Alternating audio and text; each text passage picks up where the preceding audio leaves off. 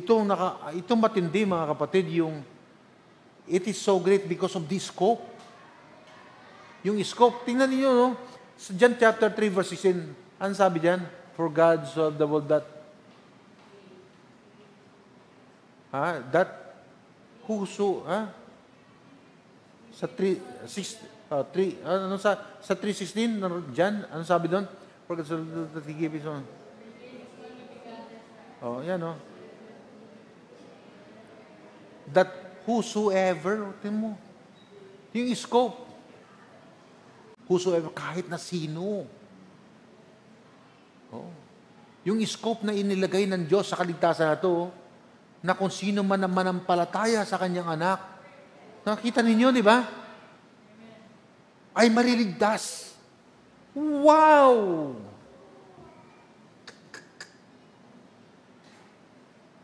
Kaya sa John chapter 6 verses 7, ito naman ang sabi, all that the Father giveth me,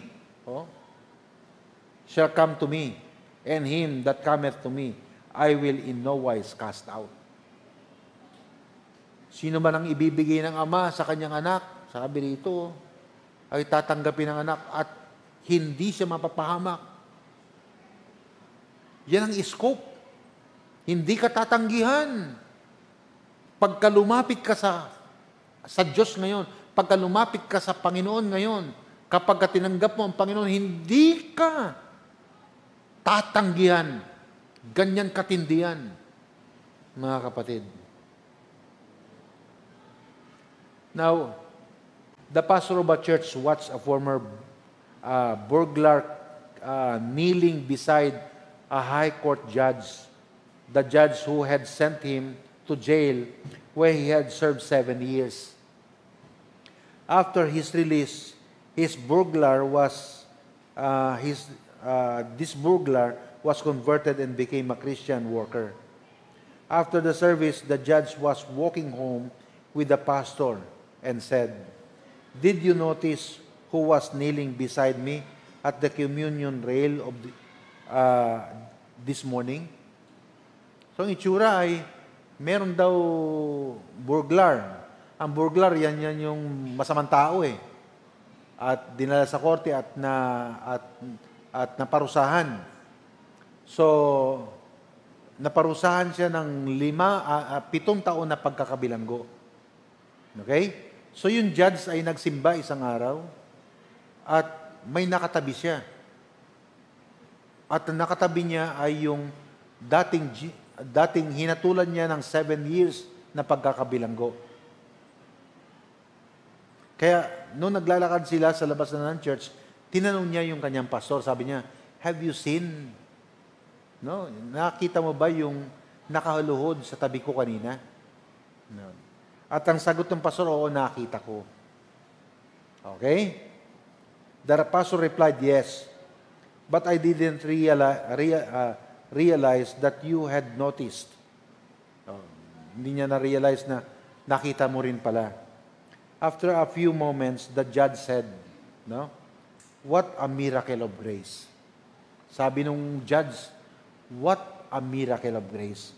The pastor nodded. Tapos, sumagot yung pastor. Sabi niya, but to whom did you refer? No? Ask the judge. No? Sino? Kasi sinabi ng judge na, what a miracle of grace. Tapos, tumango yung pastor. Ibig sabihin, nag-agree siya. Ngayon, yung judge naman ay nagtanong. No?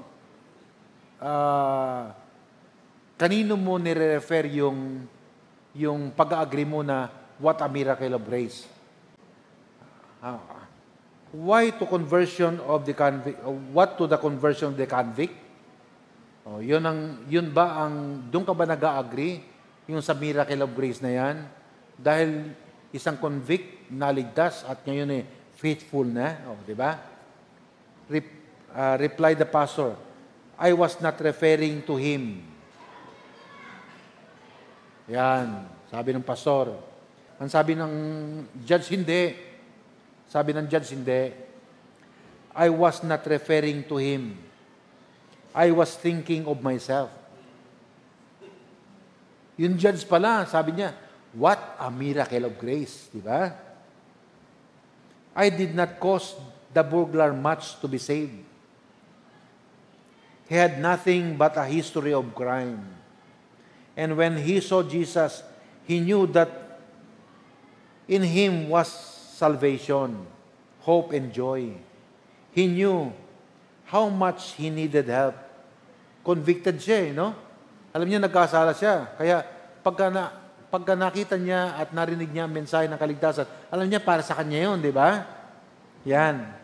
He knew how much he needed help. But look at me. I was taught from childhood to live as a gentleman. Sabi nung judge, to say my prayers, to go to church, and so on. I studied hard, was called to the bar, and eventually became a judge. Nothing but the grace of God could have caused me to admit that I was a sinner on level with that burglar. It took much more grace to forgive me for all my pride and self-deception, to get me to admit that I was that I was no better in the eyes of God than the convict that I sent to prison. No? Ang nire-refer pala ng judge doon na miracle of grace ay siya pala. Kasi bata pa lang siya, church na. Bata pa lang siya, nagpe-pray na siya. Bata pa lang siya, tinuruan siyang mag-aral. At nag-aral siya. At nag-exam siya sa bar exam. At naging judge siya. No, all his entire life ay napakabuting tao niya. It was a miracle of grace na makita niya na kahit na pala ganun, ako pala yung makasalanan pa rin. Ako pala ay katulad lang rin nung hinatulang kong mabilanggo. Wala kaming pagkakaiba. No? Yun pala ang tinutukoy niyang miracle of grace. Biyaya ng Diyos na kahit napakabuting tao mo, biyaya ng Diyos na makita mo na kailangan mo ng tagapagligtas. No? Kasi yun ang totoo, na kahit na wala kang ginawang krimen, napakabuti mong tao, sa harap ng Diyos ay napakasama mo at wala kang pagkakaiba sa isang bilanggo na ngayon ay nasa piitan. It is a miracle of grace na makita mo yun. Amen? Ay ba'y mahirap makita yan? Kaya sabi nung judge, it is a miracle of grace. Kasi yung ginudge niya na mabilanggo, madali lang yun eh. Kailangan mo ng tagapagligtas. Ako yun. Si Kristo namatay para sa'yo. Tama. Ako nga yun. Di ba? Oh. Pero sa judge, all his life, nag-church na siya kasi Kristiyano mga magulang niya eh. He was brought up into that family, into that teaching, na siya ay ganito, ganon. No? Ang hirap makita na kailangan pala niyang lumapit sa Diyos at magsisi sa kanyang kasalanan. It was a great salvation, so great salvation, because of its result. Romans chapter 8, verse 1, there is therefore no condemnation. No condemnation. Can you imagine that? No condemnation to them which are in Christ Jesus. Kapag ka na kay Kristo ka na, wala nang condemnation para sa iyo. Ano sa salitang Tagalog yung word na condemnation? Wala nang hatol para sa iyo. Who walk not after the flesh, but after the Spirit. Wow!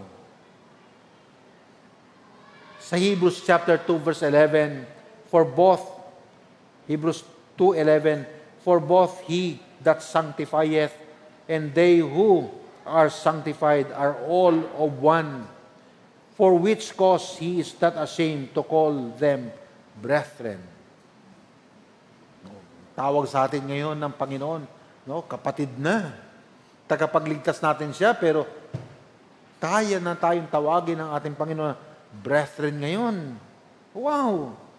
Sa Revelation chapter 7, verse 9, after this I beheld, and lo, a great multitude which no man could number, of all nations and kindreds of people and tongues, and stood before the throne and before the Lamb, clothed with white robes, and palms in their hands.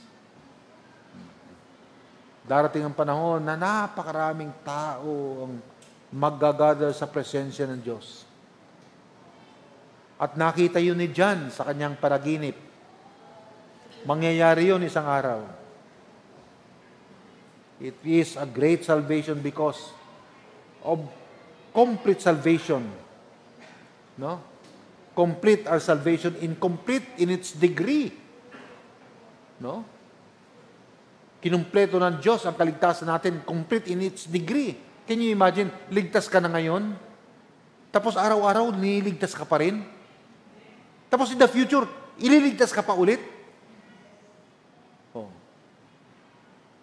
You see, bilang Kristiyano, pagkaligtas ako ngayon, meron pa bang pakinabang yung araw-araw naliligtas ako? Yes! Kasi yung kaligtasan na tinutukoy po dyan yung araw-araw na tinutulungan ka ng Diyos para maituloy mo ang paghakbang. Amen? Na hindi ka magpapakamatay. Na sa hirap ng buhay ngayon, hindi ka aangal. Ngingiti ka pa rin. Ipe-praise mo pa rin ang Panginoon. No. Can you imagine that? At habang araw-araw tayo nililigtas ng Panginoon, alam natin hindi tayo perfect. Pero isang araw, magiging perfect tayo. In heaven. That's why I say na kinumpleto ng Diyos ang ating kaligtasan in all its degree. Past, present, future. You see? Kaya sinasabi natin na hindi kumpleto ang kaligtasan natin ngayon kasi hindi pa tayo perfect. Pero one day, mga kapatid, magiging perfecto tayong lahat.